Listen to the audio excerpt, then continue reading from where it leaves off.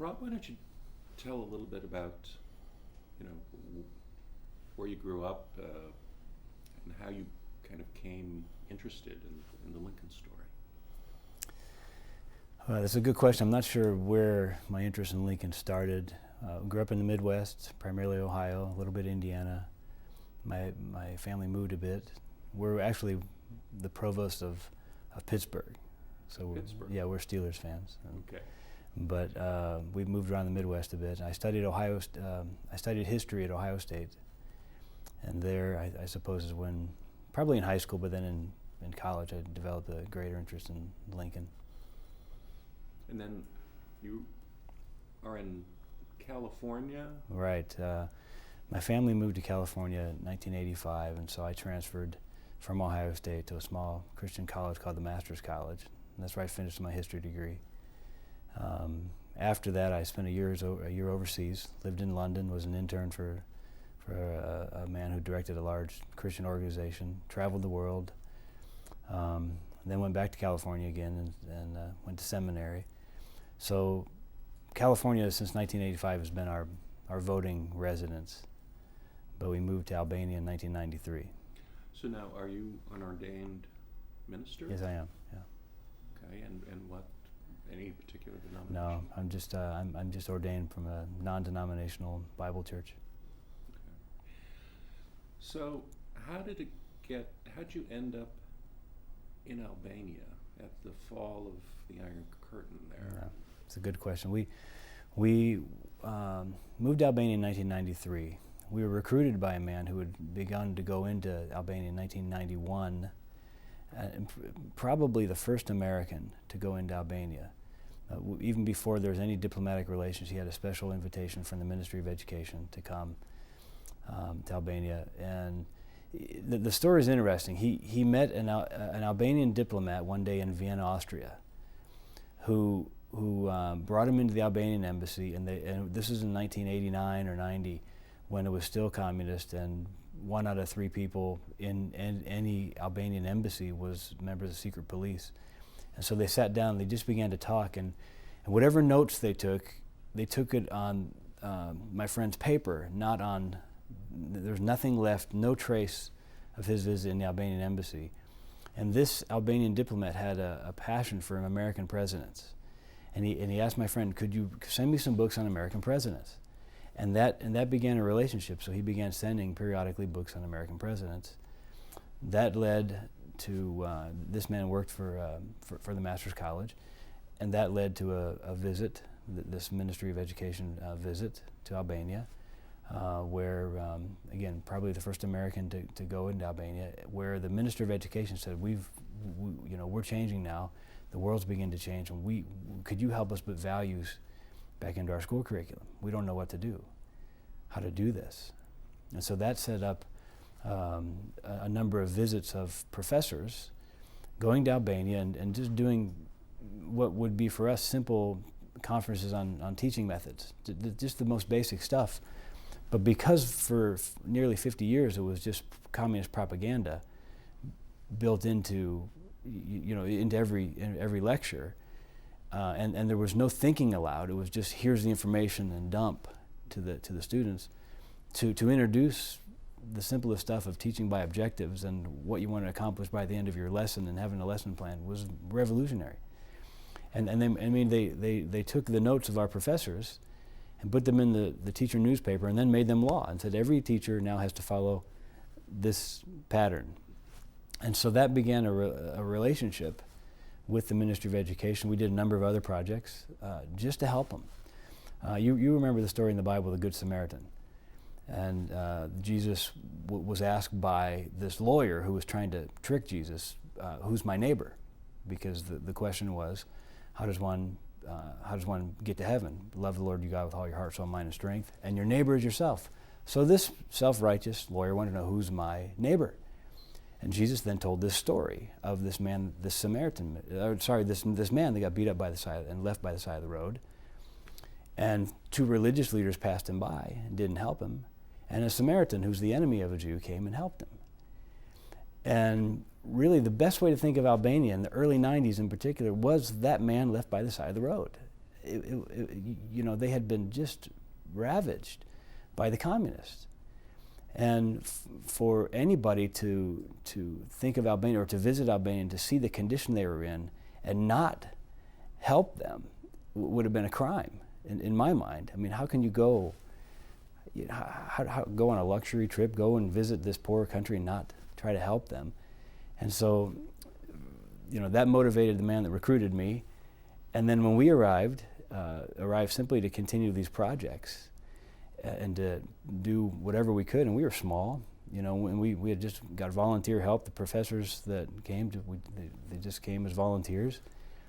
I mean, we were just giving. Were you able to get out into the countryside? And I mean, how much of Albania were you able to actually visit? Well, certainly in 91 is when the doors began to open. I mean, 89, I believe, was the Berlin Wall fall. The communists still had power, but it was starting to loosen up, and so there was great freedom to visit. And then we, of course, moved there in 93, and 93 it was completely open, new democratically elected government in 92. So it was a whole new ballgame. But you're talking about a country that there were no cars. The communists didn't let anyone have cars. There were no cars. There were no packaged goods. I mean, when we would take our trash out, we were the only ones that had it in a bag. We would save our shopping bags and wrap it up, and you just lay it in a pile. There was no cans. You would lay it in a pile because under communism there were no packaged goods, so there was nothing to throw away. And so this cart would come in. A horse would bring a cart in, and these guys with like snow shovels would come and they would just scrape up the garbage and take it away. I mean, the people had nothing. I mean, we found an apartment. And found out about a year after we were in that our landlord had been a communist, so he had some privilege.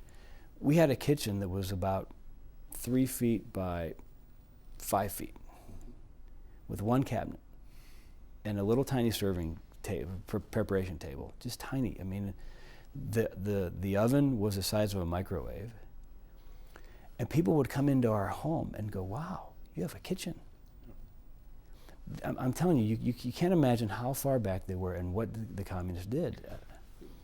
How did you market them? I mean, well, that was in 1993, and so we for 4 years we were just doing projects, and we were bringing some Albanians to America for education reasons. We were connecting them with schools, with educators, and doing exchanges, vice versa, doing stuff like that.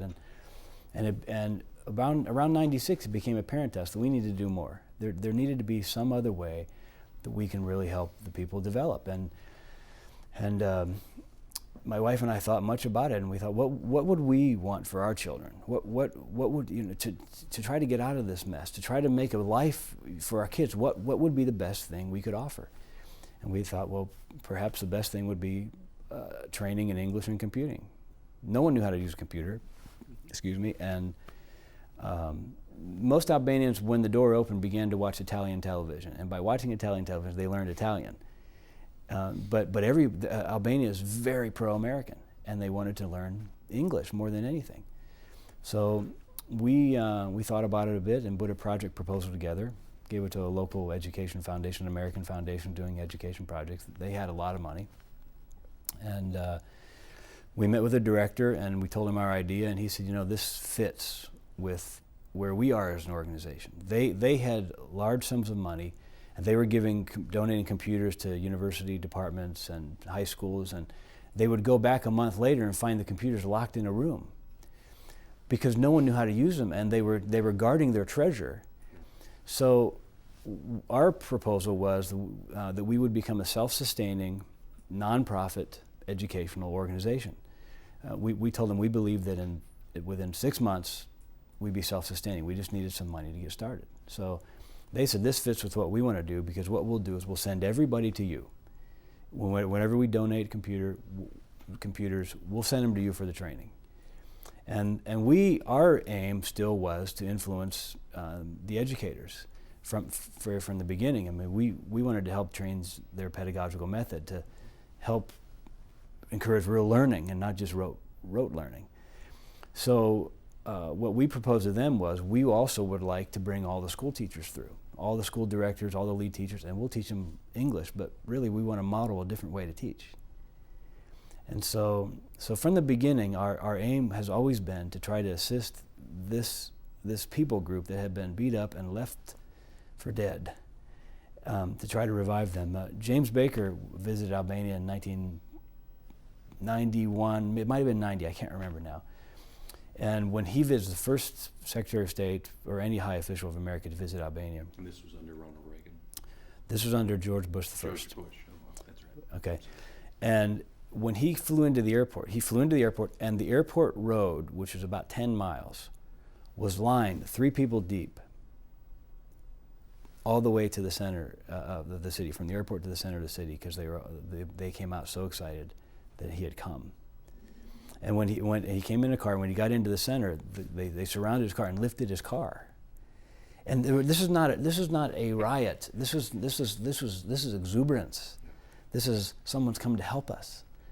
And in his speech, he said, you know, we are not going to bring you fish, but we're going to teach you to fish. And that's motivated us. You know, how can we equip the Albanians? How can we empower them to make better lives for themselves and then for their nation? So we put this grant proposal together, and as we did so, we began to dream, well, what are we going to call this? What's going to be our public identity?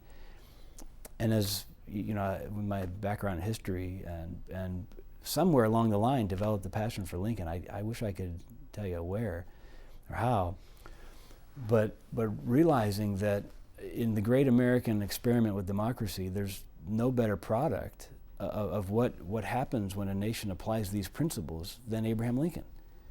In my mind, I mean, he in any other nation, could a man rise up from his background to become president? Especially at that time, impossible. And so all the values that he personified as a man and then as president are those which we seek to promote. And so we thought, what better way to help this people than to bring them Abraham Lincoln and all that's involved in that. So bringing Lincoln, though, also brought a lot of responsibility for us. I mean, not only are we Christians, we've got the highest calling to try to honor God with our work of our hands, but to run under Lincoln's name also means we've got a lot to live up to. And so, the nice thing about being a self-sustaining, not-for-profit organization is we have to work hard at our quality all the time because we have nothing to fall back on. We're not a line item of some foundation. We don't have government funds. We have to produce. So we've got that seed grant. We got it in 96. We opened our doors in 97. In fact, in 97, our family was evacuated out. My family went out 3 weeks before me, and then the Marines came in and took all the rest of us Americans that were there by helicopter out because the country had fallen into anarchy. The first democratically elected government of Albania allowed Ponzi schemes to develop, and everybody put their money in the schemes. And so most everybody lost their life savings. And so we were watching this in the beginning of 97. City by city was falling into the hands of anarchists, mad. They raided all the armories of the nation, so they all had guns. And then city by city, the government lost control until they finally came to our city, and that's when the Marines came and took us all out. It was in the midst of that we were starting Lincoln. 2 days before the evacuation, I sat down with an American man with 25 years of computer background. He had started a small little computer center. He's a missionary, and he didn't have very good equipment, but he had a good program. We had no one to run our program, and we had outstanding equipment. This organization was giving us 50 brand new computers. And so we said, is there a way that you could bring your program, we'll take care of all the administration. This is 2 days before the evacuation. We agreed on that. I went back, that was in March, I went back in May. We found a building for a great price because the country's in anarchy. I mean, every night bullets, every night gunfire for a few years, every night, because everybody had guns. And I don't think they were shooting at anybody, it was just shooting in the air, but after a while, it kind of gets on, So you must have felt a little uneasy throughout all this? The most uneasiness was during the days before the evacuation, because we had to stay indoors because literally it was like Beirut, just gunfire everywhere. So then we opened in September of '97, and we made our goal with our staff and our board. Our main objective was we wanted to be the most trusted nonprofit organization in the country. People have been lied to for 50 years under the worst Stalinistic communism. They've been lied to under the Ponzi scheme, first democratically elected government. We needed to provide them hope and trust and quality. We just had to, they had lost everything. They're trying to find some way out. They're trying to find some way to make a better life for themselves. If they were coming to us, we had to deliver. So our commitment, has always been to underpromise and overdeliver. We'd rather not talk. We'd rather just do and then let others talk about what we've done. And so we just worked very hard. And the very first day we had classes, we had 400 students. Wow. And we were self-sustaining. That was 300 would have met our budget. 400 was there. And that was in '97. So how many have actually gone through your program today? Well, now we're in our 12th year. We've had about 30,000 go through some course or another at Lincoln, which is, I thought about that this morning. That's about nearly 1% of the population. Wow. have been to the Lincoln Center. That's incredible. Yeah. And besides getting skill sets Yeah. To help with employment and better their lives, Mm. does much of the Lincoln story also translate in this? As much as we can. In the early days, we worked more at it, and we were doing. Our board chairman is a political science and professor and historian, and so we did conferences, especially in the earlier days. We did a book together on democracy with him. His lectures, we put them together in a book on democracy, loaded with Lincoln stuff. In fact, in the early days, I really don't know what the origin was, but the government made a stamp of Lincoln, an Albanian postage stamp with Lincoln, and I have to think that somehow along the way we had something to do with that, because in those early days especially, we were doing a number of numerous projects for civil society development and with focusing on Mr. Lincoln. In more recent years, the Lincoln Center, our influence has grown, and we outgrew Lincoln Center 1, and about 6 years ago, 2003, we moved into Lincoln Center 2, which is actually the former home of the Albanian dictator. And it's an amazing story. It's one of those stories that I would think that something those things only God could do. We couldn't have arranged this otherwise. It was, perhaps some would say we're lucky or it's fate, or I don't know about any of it. I just know that we couldn't have arranged this the way it came out. We were actually looking for another building, and in the center of town there's an area called the Block of the Leaders, and this is where the communist leaders lived in great luxury, and the people were never allowed to go inside this block. It's about actually 3 city blocks by 3 city blocks, and the people were never allowed to go in. They did not have any idea how their leaders were living. Through the years, living in Albania, we developed many friends, and one friend was a lady, a New Yorker, who married the son of the last prime minister of Albania before communism, and they owned this building in the block, and we were, and some European diplomatic mission had been in there for a number of years, and she called me one time to say, hey, they're leaving. So our building's available. We thought, this is great. We need a new place. We've outgrown where we are. And so we began to negotiate with her family members in Albania for this place. And we were set on moving there. It was a wonderful facility. And one day I got a knock on my door, and it was a guy who I had met before. I didn't really know much about him, but I know he has mafia connections. And I didn't know how he knew where I lived, And so he comes in and he says, I heard that you're negotiating for this building, and for months I've been trying to get the owners to tell me who's got this building tied up. And they would never tell me who it was. They just said it was an American. Well, finally I found out it was you, so I'm coming to tell you I really would like that building. And I had to tell them, well, I'm sorry, we've already put some money into it. just sorry, that's the way it goes. Now maybe, I said, we still need to raise a few more funds to make sure we can do the renovation. And so there's a chance in 1 month that I'll know if we don't have the money for this. So 1 month to the day he called me on the phone. And he said, are you going to take the building? I said, yeah, actually we're committed. He said, okay. 2 days later, the owners came and said the deal's off. And we had given them some deposit money, and they brought it all back. What do you mean the deal's off? The day before, we had agreed to every term of the agreement, and our lawyer was typing up the documents. And the next morning, the deal's off. What changed? They never would tell us. We don't know to this day what happened. But 6 weeks later, that man had the building. We don't know what happened. So my top leaders, I was discouraged. This building was in the block. It was one of the finest buildings. It had a place wonderful for our library. We've got a 20,000 volume library, and we have 50,000 more children's books still sitting in a container because we don't have space. And this had a marvelous space for a library, marvelous for auditorium, for large lectures and arts, because there really aren't too many community centers. And the door was closed, and I was discouraged. And my staff said, well, do you mind if we keep looking? I said, sure, yeah, I suppose, but there's no other better place. We know the area, there's no better place than that. 2 weeks later, they came back to me and they said, would you believe that the villa of Enver Hoxha is available? The dictator. What? What are you talking about? No, really.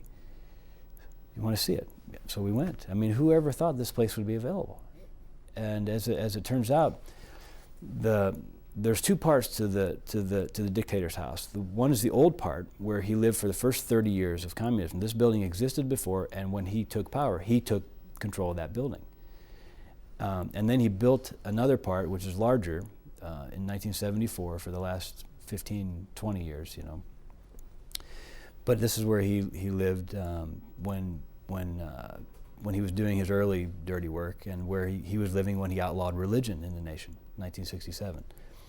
So after communism fell, that building was reprivatized because it had been owned before by somebody, and the Tafaj family, T-A-F-A-J, reacquired their property. And actually another European mission had been in that for a number of years, and they were leaving, and now it was available again. And so we went and met with the ladies. There are just two sisters that remained from this family. We went and met with them, and we sat down. We told them who we were and what we do and what our objectives were. And it was just one of those matches made in heaven. I mean, we have a phenomenal partnership with them. They have this incredible interest in Lincoln. You go to their house and they've got Lincoln stuff all over the place. So they had turned down numerous other offers before we arrived, and now we're as close as we could be with them, and they trust us completely. We trust them, and it's a wonderful thing.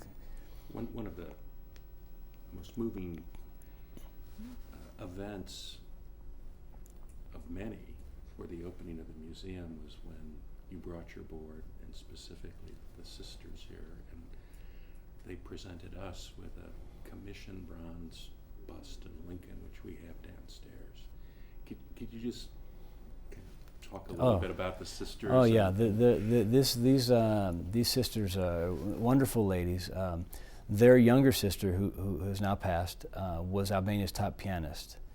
So even though this family was persecuted under communism, they had this residence that the dictator took. They had another residence where they live now that was occupied by communist families, and they were forced, 5 sisters, mom and dad, to live in like a hut in the backyard for 22 years while communists were living in their house.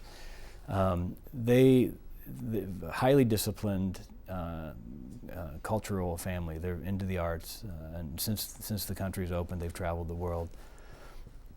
Well, one day they invited us over to their house. They said, we have something we want to show you. So we went in there, and there in front of our eyes was this incredible bust of Abraham Lincoln. Really, I'm no expert on sculpture or art or anything like that, but I looked at this and I thought, this is one of the finest I've ever seen. I was shocked. And we didn't ask them to do it. It was just on their heart to do it. And so they found an Albanian artist and gave him a bunch of pictures of Lincoln, and he did it from somewhere in some village in the middle of Albania. It's really amazing. And so as we looked at that, they told us that they were going to give us a copy, and then I encouraged them to, if I remember correctly, I can't remember the details, but if I remember correctly, I encouraged them thinking, the Abraham Lincoln Museum's going to open. This is a phenomenal piece. They should have something. They should have this. And so they made one other copy. So there's one copy in our boardroom at the former dictator's house, and there's one here, and then the original sort of is made out of marble. One sits in their home. And so it was a real thrill to bring them over here. They said that was they've traveled the world. They've been literally everywhere. Surprising for these older Albanian ladies. They said this is the best trip they ever had, but coming here was just the highlight of their lives to be here. So thank you for your hospitality. They were so wonderful. It was a pleasure to show them around. And of course they honored us with that. That'll always be there. What does receiving the Order of Lincoln, what are your feelings about that? Well, it's a shock to me. It's a real shock to me. When the announcement came, first of all of our mail goes to California, and my mother-in-law receives our mail for us. We get our mail about every 2 months, and she takes care of whatever is urgent. And she didn't know what it was, and she didn't do anything with it. And I happened to come back to America, and I saw this, and I said, Teresa, how come you didn't show me this? My first reaction was, wow. Well, what is this? It was amazing, and frankly, it's a tremendous honor. I mean, I really, I'm shocked. I'm tremendously honored. As I told the committee, frankly, just to be nominated was the highest honor for me because of such regard I have for Mr. Lincoln. But to win it, to be part of this group, I'm not worthy to be in this group. I'm grateful. When I met many of the laureates last night, I was just impressed. I know that many of them have given their lives for the study of Lincoln and in various aspects, and I'm just impressed. I mean, I'm in awe with the group I'm around and the man I'm speaking with in particular. But it's an honor. I mean, I'm very grateful, for this opportunity. So, what kind of plans do you have to celebrate Lincoln's 200th birthday in Albania? Well, this next week is our board meeting, and we're going to talk about what we're going to do. Our plan is to do some kind of conference, bring people together. We just did a conference in December, and the Prime Minister came on economic prosperity. Why is it that some nations have prospered and some remain poor? We had 2 scholars come from America that are writing a book together on this, and it was just a phenomenal time. And the Prime Minister kicked it off, and was really grateful for this. And so now we've got a platform, for something related to Lincoln. I'll tell you, you may be surprised, but since we started Lincoln in Albania, we have numerous requests to go to other countries, to take it to other lands. We've tried Iraq. I went 3 times to Iraq in 2003 and 2004 at the encouragement of the American ambassador in Albania. He said, there's reconstruction money there, they need what you offer. So I went out there and didn't find any funds. The money was, I think, for roads and hospitals, not for development of people's skills. So it's always on our minds. What are some ways we can help others, especially in parts of the world where nobody else wants to go? Albania is a place where no one in '93 especially wanted to go, and in my mind, if we go in with integrity, with honesty, and with a commitment to helping people develop, you're going to have some results. One thing that has motivated me really from the beginning was a quote you pulled out of you pulled from something Lincoln said in a book you put together for that Huntington Library display. And that's that America offers everyone a fair chance in the race of life. And Lincoln said that. And we now, when we think about the way democracy is spread around the world, we use that quote on much of our literature because our endeavor is to try to give Albanians the tools. Whatever level they are. We've had villagers, we have lots of kids, we've had parliament members, government ministers, we've had everybody come through. We want to give them the tools to make sure they all can have that same kind of fair chance in the race of life as America offers. Well, thank you so much for what you do, and congratulations. Thank you.